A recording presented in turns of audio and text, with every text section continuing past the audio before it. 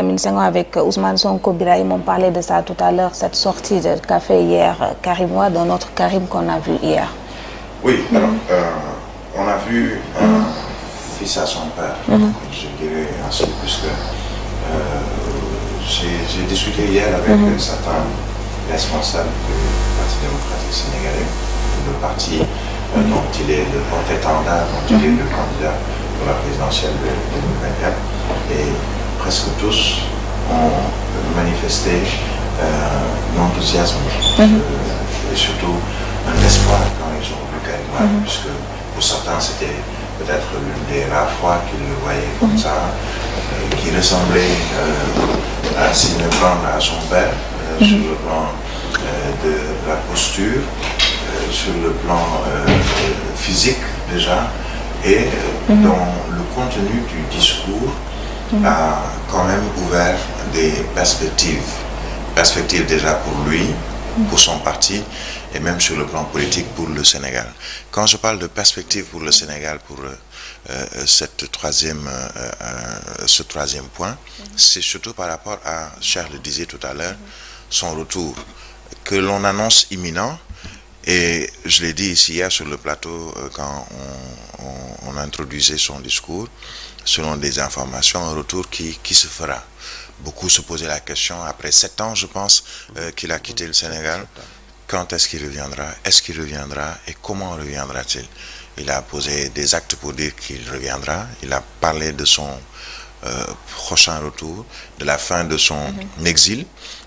forcé, comme il l'a rappelé. Il a été très politique dans son propos, politique déjà en égratignant un peu l'État ou le régime actuel, qu'il a forcé à s'exiler, qu'il a poussé à la sortie, mais également politique en disant, quelle que soit la situation, je reviendrai, et cette fois quand je serai à Dakar, au Sénégal, ce sera pour poser des actes forts en vue de la présidentielle de 2024 et jouer mon rôle en tant que fils de Maître Abdoulaye Wade, en tant que Sénégalais qui a des options pour ce pays qu'il aime et qu'il veut aller de l'avant. Et c'est un Karim Wade, je dirais, qui a montré beaucoup d'assurance dans son propos. Il a préparé son discours, peut-être avec son père même, peut-être avec d'autres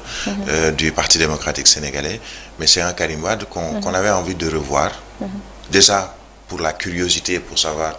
comment il est, qu'est-ce qu'il fait, quel est son présent ou son avenir peut-être qu'il veut tracer. Et je pense que beaucoup de Sénégalais, politiques comme non politiques, attendaient un peu ce retour, ou en tout cas ce propos. Et je pense que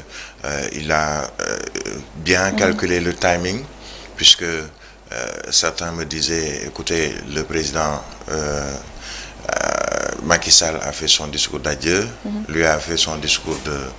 de bienvenue, ou en tout cas de rentrée au plan politique. Maintenant, beaucoup de questions, Cheikh Diop le disait tout à l'heure, par rapport par exemple à cette amende qui lui a été fixée au sortir du procès de la Cour de répression de l'enrichissement illicite. Est-ce que certains juristes disent que ce n'est pas quelque chose qui peut freiner une candidature au niveau du Conseil constitutionnel. D'autres estiment qu'il y a dans la loi électorale des articles ou alinéas qui stipulent qu'il faudrait qu'il déborde,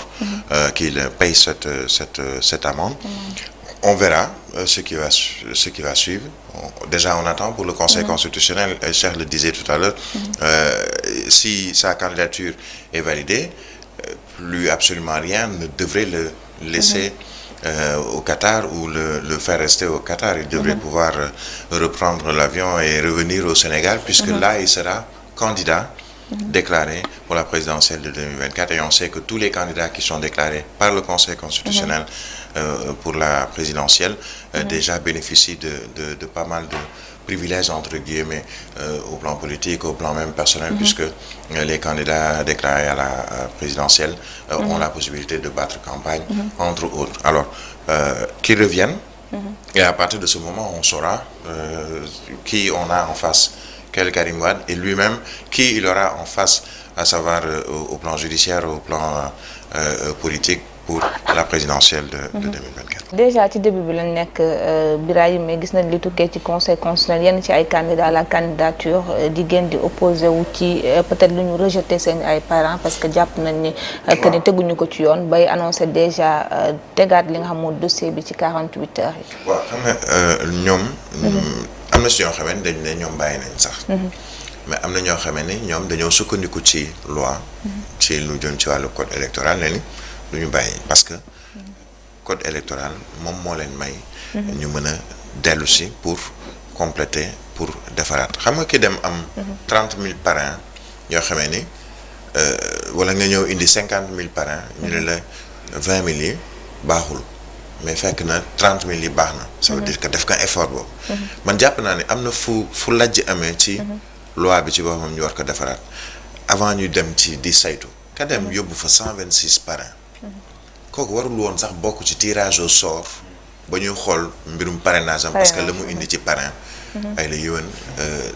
leneen lay nuruwul sax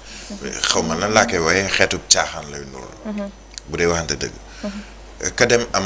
50 000 parrains waaye ñu xool ne ni parrains yi nga am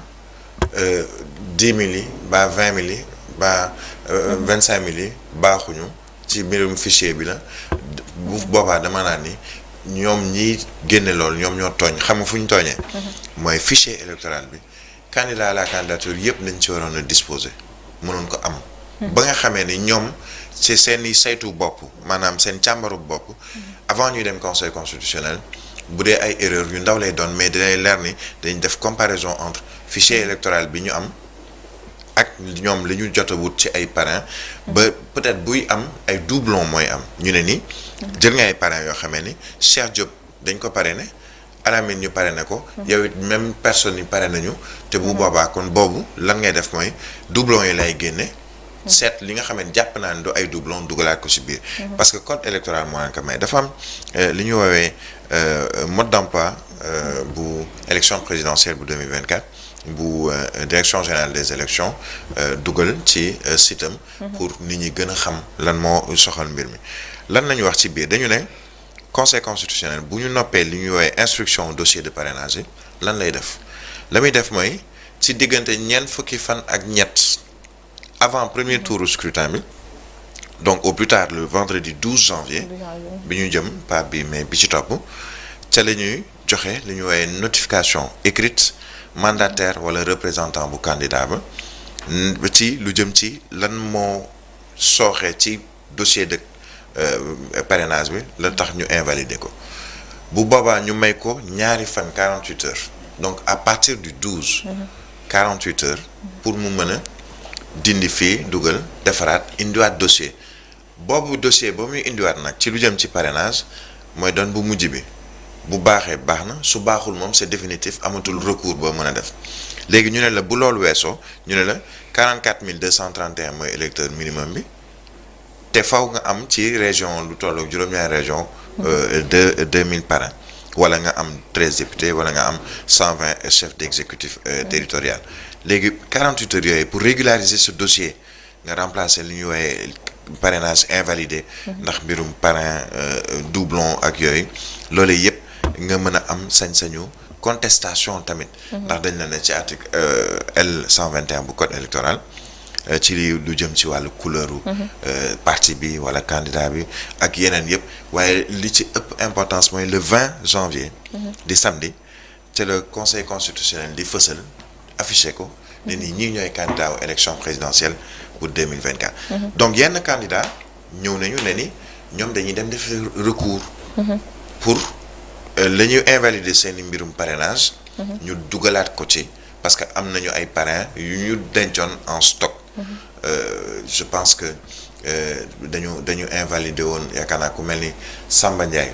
docteur Samba Ndiaye bi nekkoon DG bu CIRN non Grand Train du Sénégal moom lañ ko invalider ci wàllu parrainage yi peut-être ay ëpp na un peu 10 000 mais nee na moom maa ngi sama stock dinaa ko dugal Ablaye Sylla ñu ne ko 11 000 nga war a wut mu ne maa ngi sama stock dinaa ko dugal kii sant Maître El Hadji Diouf